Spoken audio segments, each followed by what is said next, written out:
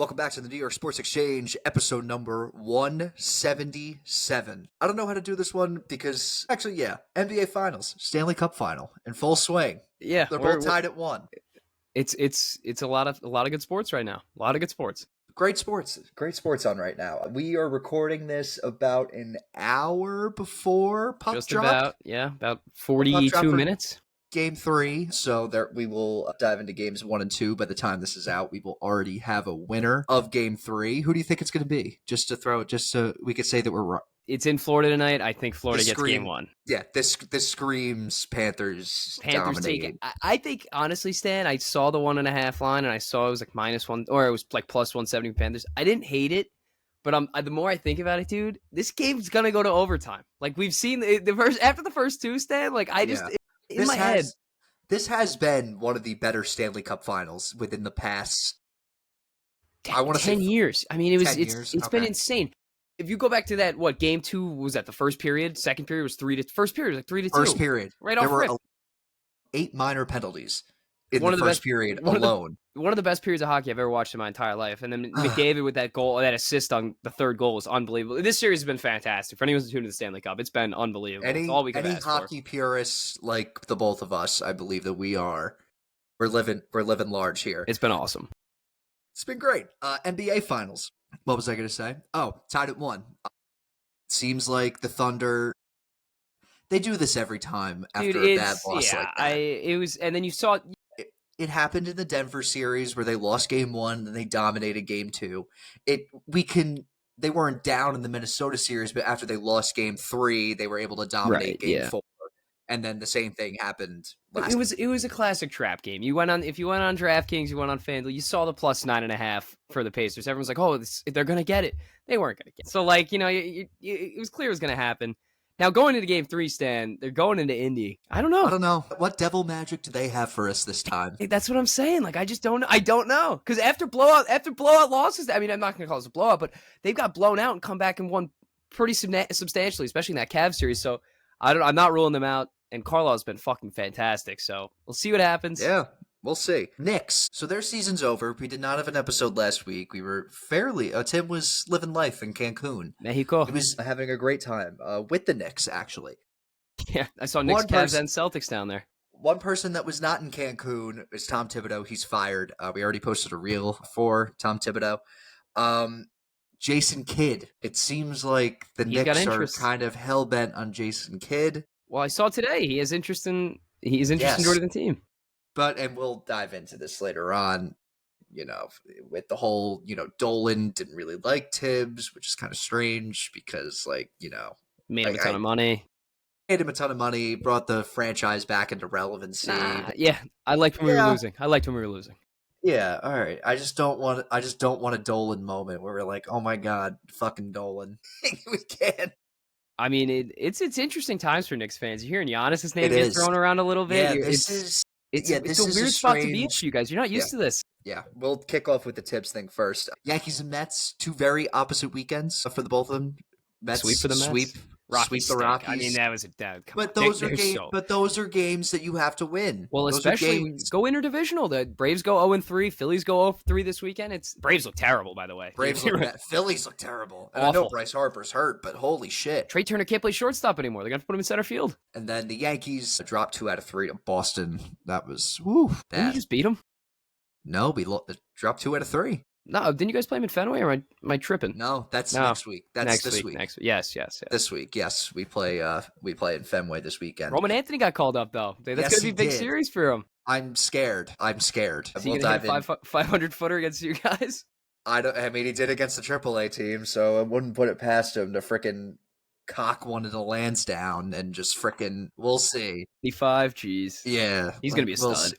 Yeah, he's going to be very good, and I hate that for me. But anyway, and also Aaron Rodgers is a Pittsburgh Steeler, so we can talk a little football on June 9th. Gives us a reason to, look forward to football. But anyway, let's get it started. Tom Thibodeau fired as head coach of the New York Knicks. This was sort of last week. We'll move forward towards this week to the news that has really gotten out this week is that the Knicks are going to ask permission from the Dallas Mavericks to interview Jason Kidd. And now here's the thing. when you're asking permission, you're hired. Yeah, Like, I mean, it's pretty much a given. Yeah, and, unless unless like Dallas like blocks it, but like you yeah, can't just like hold a guy. I mean, leave it to fucking Nico Harrison to hold a guy hostage. he's But done a few crazy things. Nico, I wouldn't put it past Nico to fucking do this. But just the fact that look at the scenario that the Dallas Mavericks are in right now. You have Kyrie Irving coming back. You have Anthony Davis. You basically have a starting lineup of Kyrie Irving, Well, is Klay Kyrie going to be Thompson. back? Is he going to be I back for the think start of the season? Not the I start, mean, but no, but you know what I I know mean, what you though. mean. I know Like what you mean. at The full situation's strength, good. the Yes. situation's very good. You're gonna have a lineup of Kyrie, Clay, Cooper Flag, Anthony Davis, or you could have like I don't know, like PJ Washington come off the bench? Who cares? You have Anthony Davis, Cooper Flag, and Kyrie Irving on the Company. team, and company. Yes, cooping them. But Exactly. anyway, how bad of a job? Like I don't understand how, and I get the Jason Kidd thing was, Brunson's kind of break. What got Brunson his first contract with the Knicks was that year, the 1 year that he had under Jason Kidd, so he could possibly, not unlock something that we haven't seen before. I think we've seen Jalen Brunson at his full potential. I'm not saying he's going to digress, but you know what I mean. Maybe give a little bit more. I mean, is there a little more that he Yes. could give? Is there a little bit more that he could give? And I also think too, and you have to think about this. This has been sort of a coaching resurgence for Jason Kidd. He started out in Brooklyn, Terrible. and he got traded. Then he got into Milwaukee, and that's where the whole Giannis thing comes. And we can talk about the other Giannis thing, where who knows if we do get Jason Kidd, do we trade for Giannis? Giannis liked being coached by Jason Kidd. I know he won the title with Budenholzer, but still, like that's got to mean something. There's a lot of connections with Jason Kidd to a lot of the guys that Yes. are and could be on this team. And I know for just Knicks fans, I know this is a little late and we saw it on Twitter last week, but, love it or hate it, it's the reality. Thibodeau's not your coach anymore. Now you got to move forward and figure it out. I think Jason Kidd would do a good job. I think, honestly, anyone would at this point. You're setting up the roster pretty well. But there's a part of me that wants Johnny Bryant, though, and Tim, I know that, someone's going to end up without a coach anyway. Well, from what it looks like, because if we do end up with Jason Kidd, then Dallas doesn't have. It's a whole big thing. It's crazy you're poaching. Like, you're not even looking for allegedly, like the coaching search has just been all around, whether that be currently employed college coaches, whether that would be. So Hurley's name, maybe? Hurley's already dropped out. I think that's part of why UConn was so bad last year. Or UConn was good. They were not, the UConn standard good within the past 2 or 3 years, where it was like these kids are doing summer workouts, and then the guy that you're going to go play for is going to leave. Yeah, he might not be there. I think that just fucked with the team the whole time. Didn't really get an opportunity to mesh, and plus, Hurley didn't really get to see, the team from start to finish, if you're catching my drift. Yeah. Jay Wright has also pulled out. He apparently talks to Leon Rose every day. John Rothstein put out a tweet basically saying that he is happily retired and has no interest coaching in the NBA. Again, Johnny Bryant is a name, used to be an assistant for the Knicks under Tibbs. This past year he left to go be the lead assistant for the Cavs. That's kind of what led to their 1 seed in the East, best record in the Eastern Conference. Definitely That's kind of what led to him. Your other top assistant just went to the Suns. Yep. I forget what his name was. I'm trying to figure it out. I can't remember it. Okay. Give me a second. Jordan Ott. I don't know why I couldn't think. He's been on the team since 2012. I couldn't think of his name for the life of me. Okay. And then there's the poaching idea, where we're looking at Jason Kidd. We were looking at Ime Udoka as well, but that sort of fell off. And we're also looking at Chris Finch as well, which is very, very... And notice the common denominator here. And I know Ime is out of the picture, but look at the common denominator between Jason Kidd and between Chris Finch.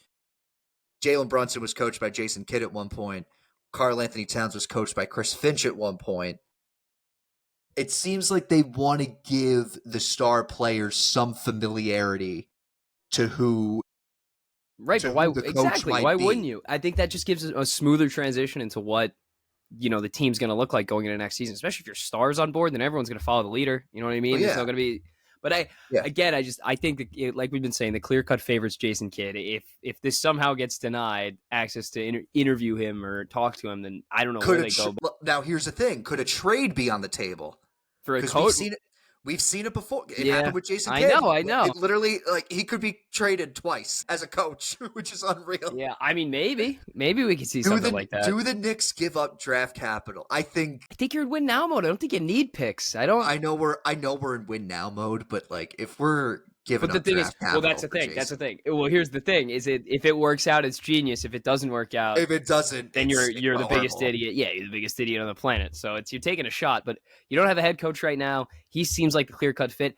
And if Giannis comes along with that, I mean, yeah, then you give up whatever you have. But here's the thing: like, we have no draft capital because we traded 5 first-round picks for Mikal Bridges. Yeah, I know. So like, what like tsunami offer, as some reporters are saying, do we have for the Bucks?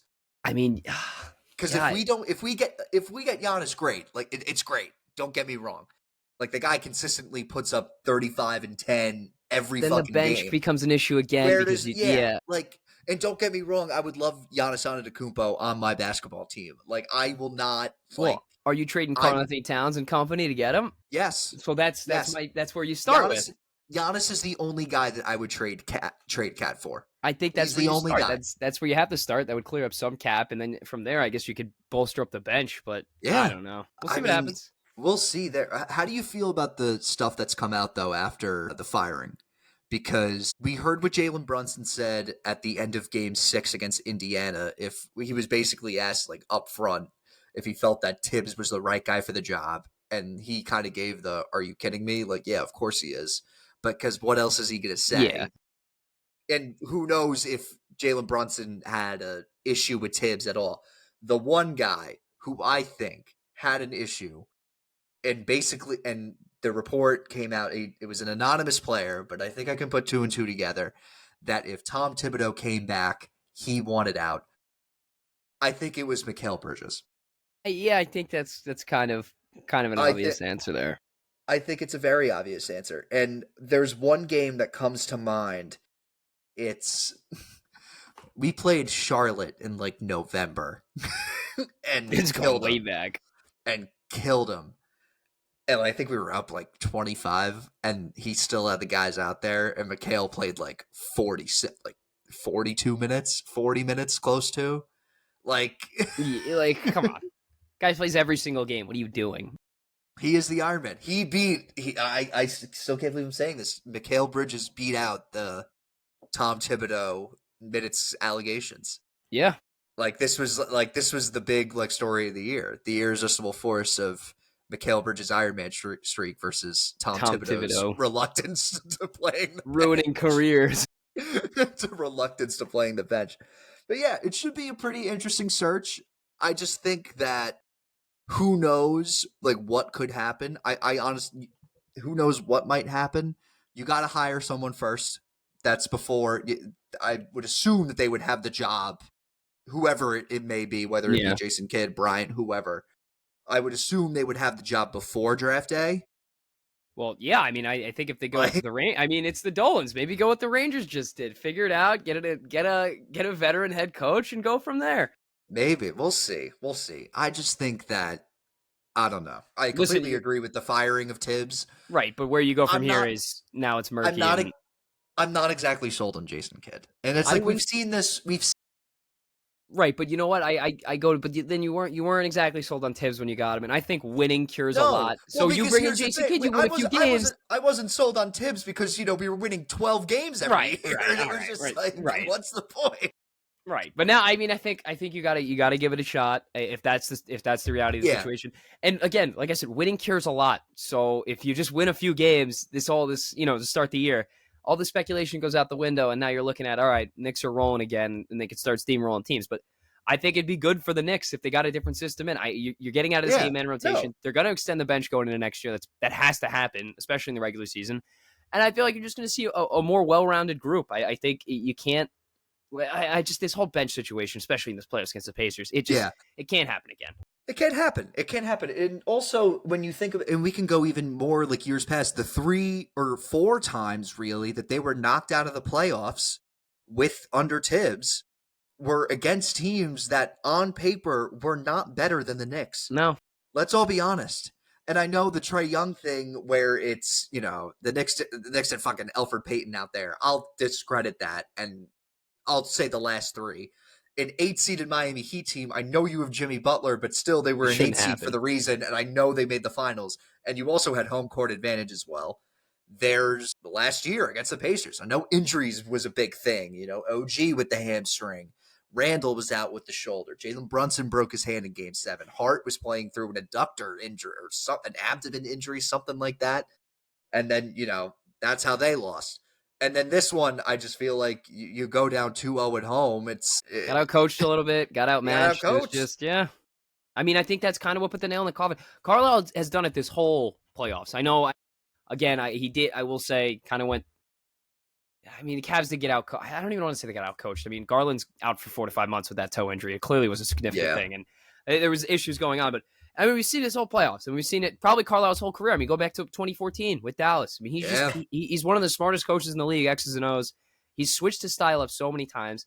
Now we're looking at the fastest paced offense of the league, and it's just they're a train wreck to stop. I know OKC did a pretty good job last night, but we saw him win a game, so we'll see what happens. Yeah, we'll see. I just do want to say, though, the Knicks have done this before. And by done this, I mean, like, they've made, like, a home run hire. When Pat Riley left after 1995, I believe that was to go coach the Heat. Or did he take the front office role? Pat Riley is the most interesting man in basketball, if you ask me. Let's see, 95. Yeah, no, when he left the Knicks to go coach the Heat, yes, that did happen. Real angry guy. Yeah, when we hired Don Nelson, who was the head coach of that that Run TMC team with Hardaway and Mullen and Mitch Richmond. They fired him with like a week left with like a week left in the season because they felt that the team did not have their true potential. And who did they hire? Jeff Van Gundy. He becomes the coach for the next 8 years. So actually, I'm being dramatic. Next 4 or 5 years. So, will this hire cure all? Not saying it will, but I mean, listen, we don't even know the right direction. Yeah, well, we don't know if it's going to hurt or help because honestly, it's going to be a different structure going into next year. Obviously, it's going to be similar personnel, but there could be some drastic changes. I mean, we're hearing Giannis's name get thrown around, so it's not going to be the same Knicks team next year, regardless. I think that's what you have to expect going into next season. Is that it's going to be worse? I don't think they're going to run the same style of play. I just don't think that you can't. This 8-man unit and this ISO ball with. I really think you bring in a new coach, you expand the floor, they run the 5-man out. They're going to shoot the lights out. And Mikal Bridges especially bringing a new guy. Mikal Bridges get more touches with less minutes. I mean, that guy gets hot. Yeah, you're starting. That's what I'm saying. So yeah, it's going to be an interesting year. I think like the core guys stay the same. I think that it's going to stick with Brunson, Bridges, OG. Whether this coach wants to start Josh Hart or not, up to him. So we could see a Hart. Are you okay moving on from him? Maybe. I think like, we're at a point now where I don't think we're at that time. That's not the position. Yeah, I just don't think he gets it done for them. I really don't. We're at that time. Or who knows? Maybe it's a tip. Maybe it was just a tips. I don't know. I think his style of play specific. I don't think the changes. It can't change. What he does is pretty much cut, clear, and dry. You know what you're getting from him. So that is true. That's very true. Next up, NBA Finals. Thunder take game 2. Pretty solid game all around. Let me find the stats here. It was just SGA had 34. Caruso with 20 off the bench. Like when he's clicking, that's ridiculous. Jalen Williams with 19. Aaron Wiggins, he had 18 off the bench. Hit 5 threes. And we mentioned this before. It really could be anyone.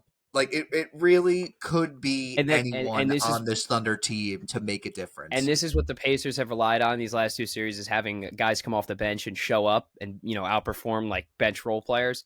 You can't do that with OKC. They got a million guys who can come out and show out. So I think this is – I want to say – I guess we're looking at the best net rated offense, or I would say in the playoffs, but best net rated defense, especially OKC. I love the way they're clashing, offensive, defensively, but I just don't. Like, the Pacers Yeah. can't win this. The Pacers can't win this Yeah. series. They can't win this series. And I know Halliburton hit that shot, but like if he doesn't hit that shot in game one, we're not talking. We're talking about a sweep. We're also not talking about him the way that we're talking about him right now. No, we're not. No. I just don't understand. I don't like him as much as you don't like him. I mean, it's pretty clear. So I respect him. Hey, like I'm not like Reggie Miller's making me hate the Pacers. And like Reggie Miller and the video of him from his living room watching that Halliburton shot. This was the man that was supposed to be unbiased during the fucking Knicks. He's standing out there when they're handing out the Eastern Conference Final trophy. You're not even on the team, dude. You were on the team forever ago. You didn't even win anything. Like, what do you do? I look at it.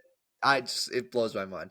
Does this give you like a 2001 Finals vibe? Because remember that? And it's like, Sixers took game one. It's like, oh shit. And then they Allen lost. Iverson's here. When they lose 4-1. Yeah. I mean, maybe. Yeah, maybe a little bit. Honestly, that's probably the best comparison I can think of. We talked about OKC all year being so good, and they're continually being so good. So, and you know what? You got to give credit to the Pacers. Let's start there, because they were under 500 at almost in December. I mean, they weren't a good team to start the year. They've turned it around, but they can't get it done. They can't get it done. These are the two best teams since January 1st. But my thing with this is, I think the only team in the Eastern Conference right now, and this is all hypothetical with what I'm about to say, the only team that could really compete with OKC in the East is a healthy and clicking Boston Celtics team. Yeah, 100%. 100%. Because if Boston's healthy and clicking, they're shooting 50 from three, and then it's like, what do we really... I mean, there's nothing we can even do. Got my grad pictures. Oh, there we go. But now let me ask you this, Stan, is Sorry. How much longer are we going to see this Boston team together? Because this offseason might... I don't know what we do from here. If you're a Boston fan, I think KP's got to go. They said they want to fill up. I don't think KP's going to go. I think it's going to be Drew Holiday. They're asking for a first-round pick for Drew Holiday, which is certainly something. I'm just looking through my graduation pictures. There's 3 of them. LOL. But anyway, there's like... Well, I think they lose this year. I think you ride this out. Am I crazy enough to say that? The Celtics? Does this sound stupid to me? I think you ride it out. Because think of it from this perspective. If you're good, let's say they're good. And by good, I mean like 4 seed. You get home court advantage. Yeah. You get home court advantage first round. Tatum might come back. Yeah. No. Maybe. No, Tatum's out for the whole year. Unless he's on that like Cam Akers. That's Achilles what I'm thinking. rehab. Yeah. If they go deep and you're like, well, we got Tatum for game 3 in the ECF.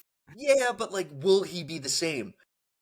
But my thing is, if you ride it out and let's say that they're good, like 4 seed in the East, and then it's like, okay, like we have a solid group to, build around, and we could really kind of take the load off of Jason Tatum.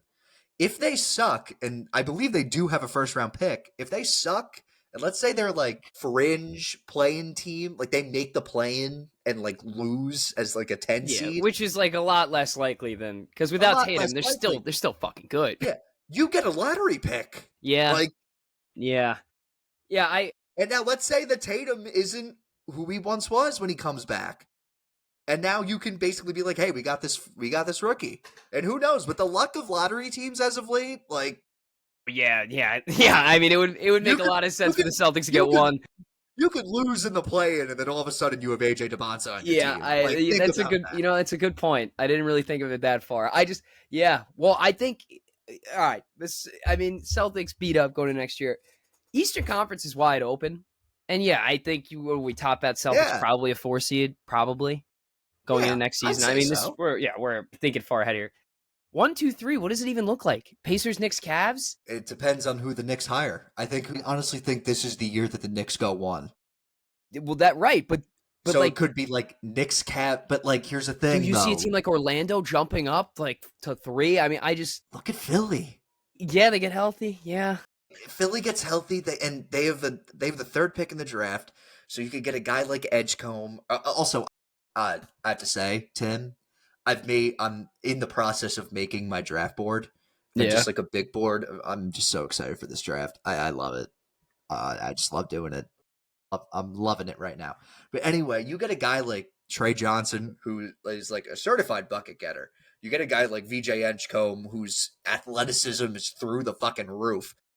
And now you have, or even Ace Bailey, and I'm not even that big on Ace Bailey right now, but still, if you get Ace Bailey, it's a pretty damn good It's pick an to have with the upgrade. team that you have. It's an upgrade. You can have Maxey. Keep in mind, Jared McCain was the best rookie in the sport Yeah. up until he got hurt. You have McCain. There's Embiid, and I Well, know how small Embiid of a hasn't backcourt are they really. going to run? Does McCain come off the bench? Is he a six man for them going into next But year? then I think you could go Maxey McCain, and then Edgecombe can play. Edgecombe or Johnson could play the small forward. Who knows if Knipple? Yeah. Is Paul George? Like, What's Paul George up to right now? Sitting on the Paul George bench? could be the power forward. He could just be the power He forward, was or they could look terrible to move last him. year. He was god awful, but And you like can't move him what you paid him.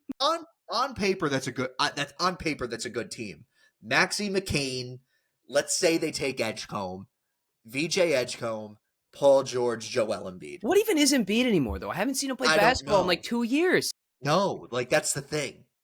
I think the Olympics fucked with Embiid. I think that playing in the Olympics was the worst decision Joel Embiid could have made.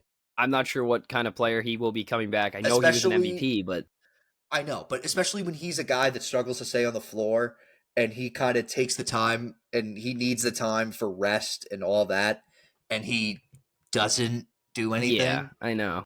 I mean, sorry, and he goes in and plays in the Olympics, doesn't do which is anything. like a much higher level of competition than the NBA, if you're asking me. Like we all Best in the saw world. we all saw the Netflix documentary.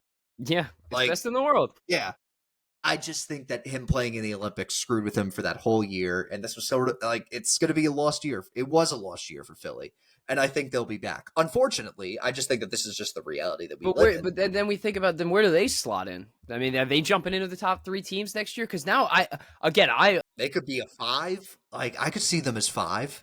I are the Magic knows? better than them though? No, We'll I have to don't think they see. are. I know they took games against the Celtics, and like that's cool, but like you need to have.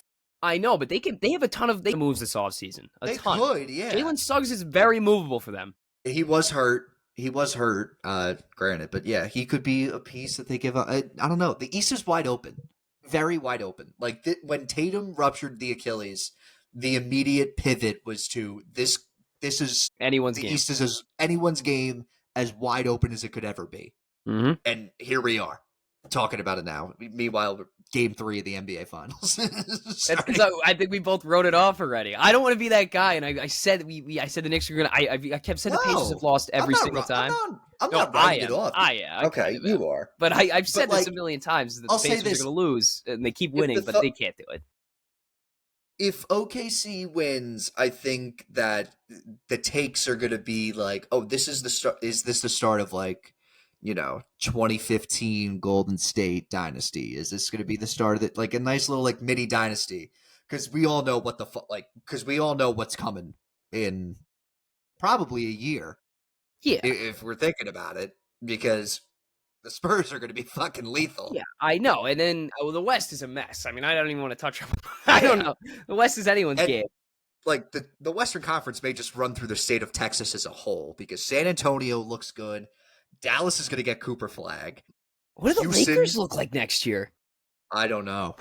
Are they going to be they could sign Naz Reid. Naz Reid could be a guy. And then you have a full year, and now you already have a half year with Luka on the team. So now he's acclimated to the system. Luka, LeBron. Yeah. I don't know. You need a bench. You need a bench, and I think JJ needs to have more faith in the younger guys. Well, Bronny James is supposedly getting a bigger role going into next year. There was a lot of Dalton Connect in the beginning, and then I'll be honest, I completely forgot that he was even on the team. Yeah, right. If they tried to trade him, he just didn't play. They just tried to trade him, and that trade would have worked so well. I know. Well, the Lakers didn't get fucked. They fucked themselves. The Lakers were the ones that backed out. Yeah, they should have just took it. Especially after they lost to Minnesota, and then Mark Williams posted the meme of just stopping by at my biggest hater's funeral just to find out that motherfucker was dead. Yeah, he should have been on the team. He should have been, yes. I completely agree. Yeah, but do we think there's going to be like a little mini dynasty? What, OKC? I mean, did they pay most of these guys already? I think Wiggins. I think Jalen Williams of Arkansas is like I think they have to re-sign Caruso. That's a plus. They have to do that. Let's see. AC Thunder contracts. Who is Wow. an RFA at the end of the year? Not a lot of people. Oh No one, my. not really. They have these guys under contract for another at least 2 years for most, another year for most of them. But Chet Holmgren, SGA's. Yeah, well, let's see. I mean, Hardenstein's making the second most money on the team. Is he actually?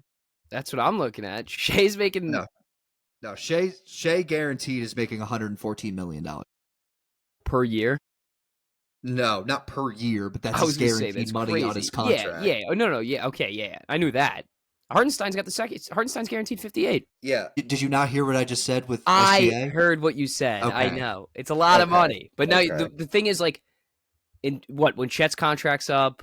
I mean, I'm looking down the list. Jalen Williams is up. I mean, they got to pay these guys. So They do, yes. So how much longer do you think they could keep this core group together? As I don't think the window's closing, but I think the window for this group is like this year and next year. Yeah, because we all know what's coming with the Spurs. Yeah, I mean that's gonna be it's the inevitable. Well, OKC's gonna have to pay Chet because that's their answer for him. That's the answer. Yeah, that's basically the answer. We'll see. Let's go to Stanley Cup games 1 and 2. Nothing short of cinema. Fucking dogfight. These guys hate each other. They hate each other. They hate each other. Just to the fact that the Boston Bruins gave Brad Marsh, they didn't give him up. They Shorthanded goal. Overtime winner. This guy, I mean, he's unbelievable for them. He's going to get $8 million next year in the offseason. Probably with Florida. If they want to keep him, they have cap space up the wazoo. They have done the most perfect job I have ever seen for setting up a team in the hard cap, in NHL hard cap. It's unbelievable what they've done. It's unbelievable. It is a great way that they run their franchise. I mean, shout out to them. They've done everything right, and they get Seth Jones. They're paying him minimum money. They can get rid of Aaron Ekblad next year. They've flipped and swapped all of these guys. With all those guys leaving last year, everyone was like, they got replacements that were better. I mean, it's unbelievable what they did. It really is. I haven't seen anything like this. I wonder what team Nico Mikkola used to play for. Oh yeah. Now I gotta think. Rangers, wasn't he? Yeah, Jesus, yeah. He was a Ranger rental. Yeah, he was. He was a part of the Tarasenko trade. And he's been a hell of a player for them. He's been, like, their best defenseman. Bills didn't even sign Carter Verhaeghe. They had him as a rookie in camp. They didn't sign him. Now he's a Florida Panther. I mean, like... Now he's a Florida Panther. Yeah, like, this is... I hope we get a trilogy, because I don't see anyone competing with either of these two teams next year. I don't. And you know what? We're giving Florida all these props. Corey Perry's 40 years old. He's scoring goals. Scoring goals in the Stanley Cup. Years old. I mean, it's unreal. Stuart Skinner's playing great. I mean, McDavid's on another level already. That play by Connor McDavid to set up Leon Draisaitl had to be one of the greatest. I don't even know how he did that. I've played hockey my whole life. I don't know how he did the pirouette sidestep without getting hit and then immediately sauce passing it. How is it humanly possible that he's doing shit like this? And you're a Yankee fan, and I hope you can agree with me. I was at work yesterday, and to a not-hockey fan, I was talking. He asked me, who do you think the best athlete is in all of the 4 major North American sports? Connor McDavid. I just go, it's Connor McDavid. It's not even close. He goes, better than Aaron Judge? I go, just watch McDavid play. Like, Aaron Judge is unbelievable. He's unbelievable, but I've never seen anyone do what McDavid does. Like, it's unreal. Unreal what he does. He's going to score tonight. He probably is. I wouldn't put it past him. Probably will. Like, it's unreal. Like, and just like with the amount of guys on this team, and like I can see Ranger fans like bitching and moaning, like, "Oh, we had Chris Knoblauch, Jury. What are you doing?" I'm like, look at who's on that team. Yeah, and get back to me. I know. I could fucking coach the Edmonton Oilers and take them to a Stanley Cup. The two-headed monster they had that used to be their thing, where it's just 2 guys, it's thrown out the window. I mean, they got Evander Kane showing up. Nugent Hopkins is showing up. Evander Kane has like millions of dollars fucking gambling debt. And this guy's scoring in the cup. He's working it all. He's working his ass off right now. He's trying to get that cup bonus. What do you think stayed in Edmonton? Oh my God. I mean, good Lord. These two teams are so perfectly matched up against each other, just in like almost every aspect. They have the physical defensemen. They have the skill forwards. They have the two-way play, which a lot of these teams you need that to win the cup. I mean, that's pretty much it. You need good two-way forwards. Barkov doesn't have a single point in the Stanley Cup right now. And it's absurd. It's insane. I know. And we're looking at these two teams going at it. Sam Reinhart's shown all these guys. This has been unbelievable. And let me ask you, who wins tonight? You think it's Florida? Florida. We already Yeah. said. I know, but I Said it like to before. double down. Florida. I like to double down. So Florida Panthers. I have the script to this series. I think it's going to go Florida, Edmonton, Edmonton, Florida, Edmonton. Edmonton wins. I think Edmonton in 7. This could be the year. I mean, it's who knows? Who knows at this point? It's Because even with, I took Florida in game 2, and like just because like Florida was up 3-1 in game 1 and blew the lead and lost in overtime. How many times will the Florida Panthers ever do that again? They almost did. That's the crazy thing. They almost win did, it in but, double like, overtime. still. That's the crazy thing. Still, I yes, know, that yeah, is but true. exactly. No, exactly right. But then it's like, how many times can Edmonton? They're not going to come back at some point. When Edmonton has the lead, can Florida do it? I know, like now we're. Yeah. So we'll see. I think this is going to be a 7-game. Who knows what? But I'm loving every minute of it. I'm loving every minute. I'm loving every minute of it. All right, Tim, talk about the Mets while I got to go charge my phone.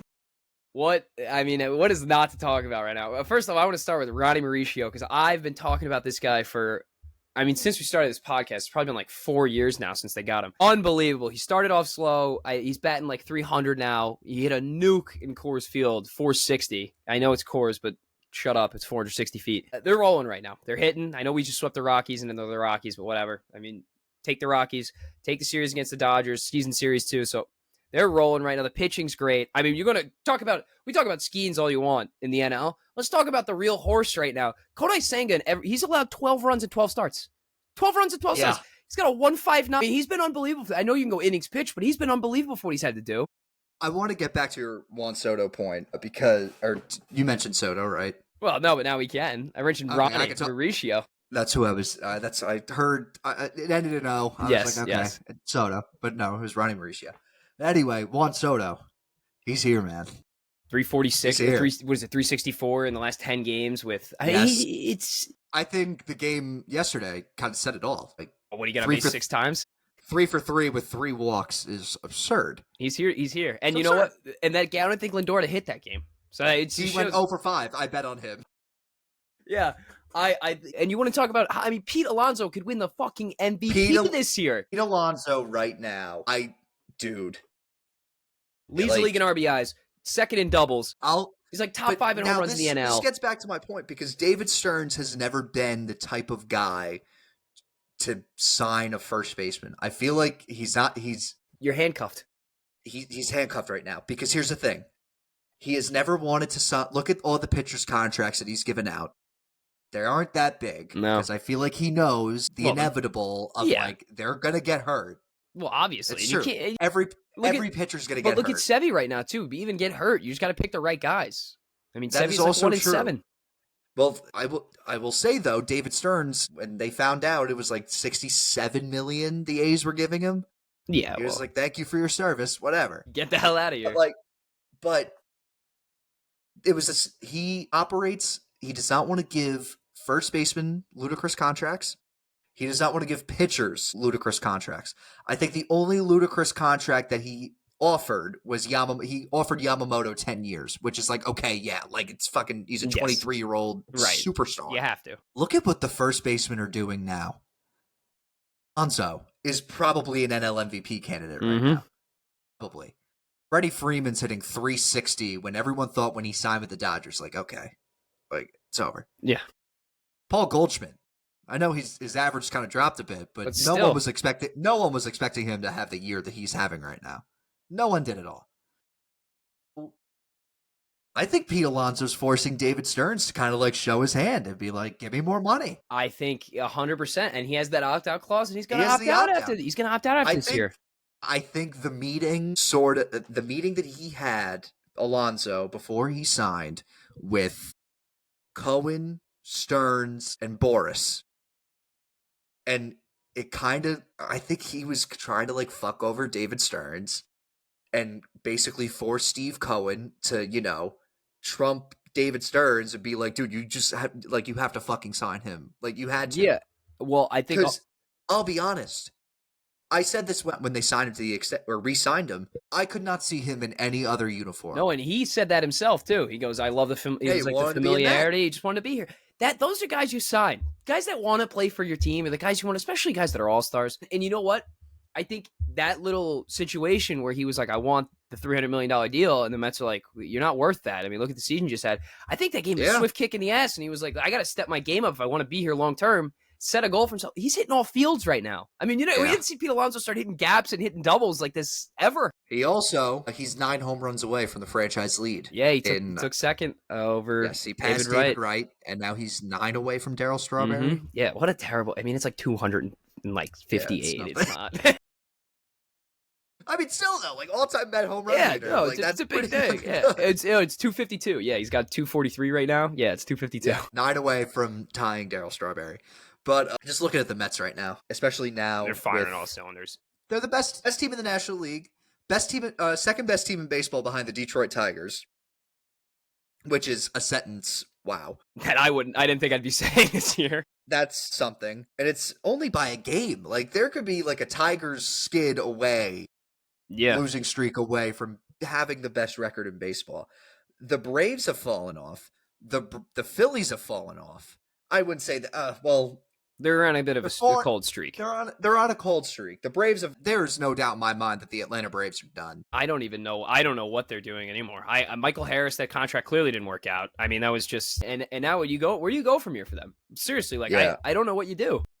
I don't know. I truly don't know. They've lost 7 in a row. They take on the Brewers.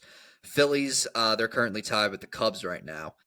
But I'll say this, and there's really like I had a thought that I lost it. But anyway, Mets look good.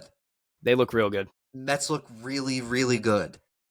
And they've had a great. Who do they play? They play Washington, right? Yeah, who's actually been okay. Washington's been they're better than the Braves. Yeah, they've been okay.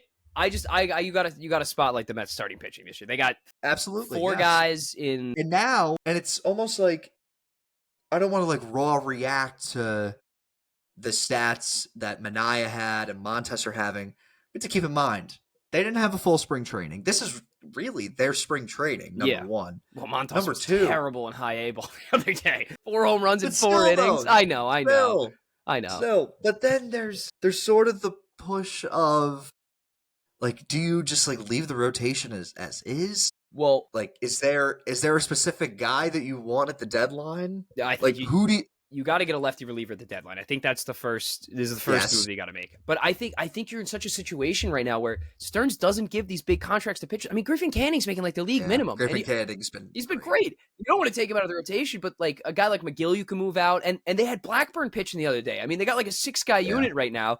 What would you trade? I think it's going to take more, but one person that was mentioned to me was Jarren Duran. What would it take for him? I saw that. I wouldn't move Vientos. I'm not ready to move on from that. Okay, because they just called up Roman Anthony. They love Ceddanne Rafaela because of his defense. Who else is there? Is it Marcelo Meyer? No, Roman. What positions do these guys even play? Anthony's an outfielder, isn't he? Marcelo Meyer, is he an infielder? He's an infielder, but I think he can play outfielder. I think they're at such a point right now. The Red Sox, they have.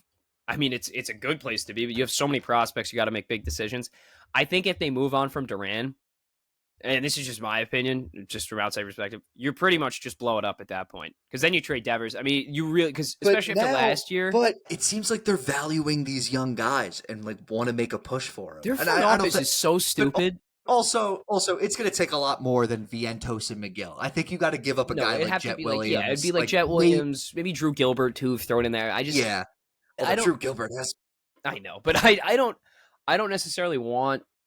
I mean, I don't know if I want to make. I mean, you still have Jesse Winker coming back, right? So, that is true. And honestly, I was hard on Marte to start the year, but he's sort of figured it out a little bit too. So he's kind of found his stride. But Tyrone Taylor's holding down a good center field. I think if you can get a better center fielder with a bat, I mean, Robert's name gets thrown out. Luis Robert, whatever the hell you want to call him. I wouldn't want him. I would go after Mullins. If you want like someone that's cheap, because it's an expiring contract, number one. It's not like the Orioles are looking to like fire sell. They're a good team. I just think that the way that they operate is stupid. Yeah, I think the Mets are in a spot right now. Is you could say the lineup hasn't been great batting offensive, but they're heating up now. And is you're at a point where you're first in the NL. I mean, do you really want to make too big of a move to shake things up. I'll say this. There's no such thing as a complete team on June 9th. True. There's no such thing. Right, but we'll get to the trade deadline and maybe someone gets hurt. Maybe I'm thinking, okay, now we really need to go get someone out here. But as of right now, what I need most is a left-handed reliever coming out of that bullpen. We need a strong left-handed reliever coming out of the pen. That's what they need. Okay. We'll go to the Yankees now. The Yankees dropped 2 out of 3 to the Red Sox after taking 2 out of 3 against Cleveland. I'm not going to blame it on the starting pitching. I think that Will Warren was good for the first 5 innings of the game, and then he gave up that home run to Marcelo Meyer, and then it kind of like went downhill from there. Saturday, Yarborough got blown up, and for the first time this year, it happens. It happens. Sunday, Rodon got blown up for the first time in like his last like 10 starts. So it's what I am worried about is the bullpen. Because now you lose Luke Weaver for 4 to 6 weeks. That's a big problem. 4 to 6 weeks. Yeah. Because then that moves everybody up. That moves so you lose Weaver. Devin Williams goes from the 8th inning to the 9th inning. That's the worst case scenario. Honest to God, that you don't want that. Yeah. Mark Leiter goes from the 7th inning to the 8th inning, and then the 7th inning guys could be like a chunk of guys, and we've seen it with, De Los Santos and Ian Hamilton and Loizaga. And that's a guy, Tim, that's a guy that I thought would give the bullpen a very big boost, and he has not been Loizaga? Loizaga has 100%. been terrible. He's been terrible. 100%. He gave up 2 home runs last night to Abraham Toro and Trevor Story. There's really, and now, like, if you're looking for answers, we could trade for a reliever. We also have to keep in mind as well, Jake Cousins is still on the injured list. Do you wait for him to come back and basically be like, okay, like, here's our sort of like new 7th, 8th inning guy? I think a lot of these questions are more quiet. Like, we'll know really a grasp of this towards the end of June. Is you'll be like, when we're finishing the month, and if this is still a problem, then you're like, all right, now we should probably get a hold of it. I want to ask you this though, because you asked me the Mets who they need to get at the deadline. For the Yankees, who do you need? What would you guys want most at the deadline? We need we need a right-handed hitting second baseman. That's what I think. There's the reason why Jazz has been playing third ever since he got back is because that the Yankees feel that there's more of a market at second base than there is third base, which 100%. is true. It's 100%. 100% true. There is like trying to think of. I'm gonna try to think of a guy. Like, I can't even think of anyone. India didn't get moved last year, but I would say India. Yeah, if he didn't get moved last year, it'd be perfect. Although he's not playing second base for them right now. He's playing center field. Oh, really? I think so. I didn't even know that. But I'm trying to even think who's second baseman on the market. Could you go after like Ozzy Allen? No, that's too much. No, that's way too much. The thing is, they want guys with control. Because that was the theme of the deadline last year, where they trade for Jazz Chisholm. Yeah, you had to give up Augustine Ramirez, but the catching pool was way too full. Then there's Mark Leiter, who has control, and we didn't really have to give up much for Mark Leiter. Like, I'd look at a guy like Brendan Donovan, but like the Cardinals are half a game out of a wild card spot. Like, yeah, I don't think they're going to make a move on him like that. I'm trying to basically I don't know. I think, listen, you go in the second baseman market. You can even move to the shortstop market, just because obviously they're expandable positions. But if you could, this is such a stretch because you don't even have that much to give up. But is Sandy do you want to go for a guy like Sandy? No, not even. Another point that I want to make here is that I know we've been saying often, and especially this year, what are we going to do when Ben Rice comes back? Like, what do we do? Yada yada yada. And Tim, you keep on saying that it's a good problem to have. It is. Or sorry, when Giancarlo Stanton comes back, what are we going to do with Ben Rice? I've learned there's no such thing as a good problem. You always make their own decision. Because now, here's the thing. Like, what do you do when Stanton... Because I believe he's probably going to come back for the Red Sox series this weekend. Stanton? So, yeah. That's going to be an interesting series to come back to. So now, what do you do with Ben Rice? Do you play... He's going to go from playing 5 to 6 days a week to playing 2 to 3 games a week. and that's going to fuck with him. I don't think anyone in the organization really expected Trent Grisham to have the start that he had, which delayed everything with Jason Dominguez.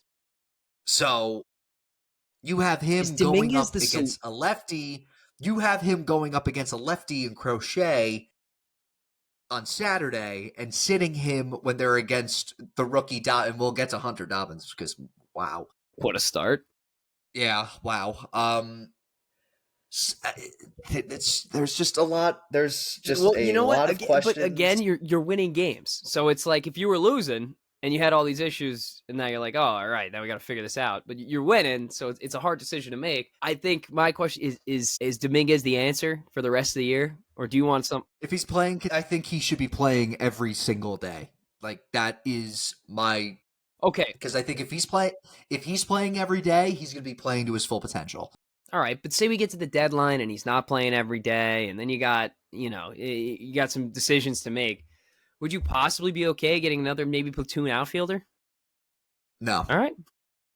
Absolutely not. I do want to get to Hunter Dobbins. For those that didn't see, Hunter Dobbins said that he would rather retire than play for the New York Yankees. And then won. Well, he settled in after Aaron Judge sent one to the right field bleachers. But, here's the thing. Ken Griffey Jr. said that he would rather retire. But he could say that. He could say that because of how Ken Griffey Jr. And what happened with his dad and how they treated his father when he played for the Yankees and how the Yankees treated him as a kid in the locker room. I get that. What has this guy done? Just speaking. I mean, he plays for Boston. He plays for Boston. That's what it is. What has this guy done? And my thing is, let's say this guy becomes a free agent. And we know. We just gave... I know Max Fried's having a great year, but let's all be honest. We all hated that Max Fried contract. Yeah. Yeah. The Yankees tend to give a lot of money. Yeah. And let's say you're a free agent, and that's all I'm going to say on that. I got it funny because we can go back to the Mets. Dylan G, when he left the Mets, had some choice words to say about the organization, which I thought was pretty hilarious, bashing them and everything. Yes. 3 years later, he's back in the bullpen. So it was like, you can say these people forget pretty quickly. So it'll be okay. But yeah, pretty ballsy thing to say after really not doing anything your whole career because it just started. Yeah. So we'll see. I mean, we just got to bounce back. We're going up against Kansas City, Fried on the mound. I think we'll be an interesting matchup. Yeah, very, because I don't think, Kansas City. Who's pitching for them right now? Really look that. Noah Cameron. I was going to say if it was Reagan's, it'd be nice. We'll be pitching Bubic. He's been on great. Wednesday. Bubic's been great for them. He's been very good. And then Reagan's, who's kind of fallen off a little bit. Yeah. Is it 4 or is it? Oh, no. It's 3 then 3 against Boston. So that should be Yarborough, Crochet, and then probably who started? Rodon, and then Fried, probably.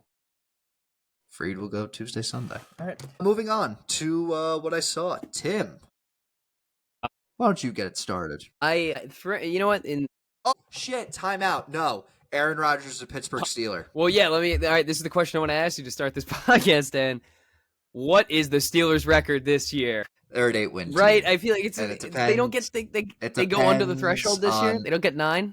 I don't think they get 9. I think they go on. I think what a way for Rodgers to go out too. If this is how it ends, I know it's just and it depends too. If let's say they do trade for Jonnu Smith, which has been the worst kept secret in the entire league that the Steelers are going to trade for Jonnu Smith. Yeah, there's that, and I know you would DK Metcalf. I don't know why you traded George Pickens. Made no sense. Made zero sense. It made no sense. It made no sense for the Cowboys to get him, and it made no sense for Steelers to trade him. It was just one of those trades where Jerry Jones cooked it up on Madden. Was like, yeah, we'll do this. This is what we want to do. Yeah, the defense. It's as advertised. It's top 5 defensive unit in football. It honestly won them games. He does it every year. The defense alone won them every games. year. Now you get Aaron Rodgers, who isn't what he used to be, but it's a name. It is a name. After last year, it's a very interesting name.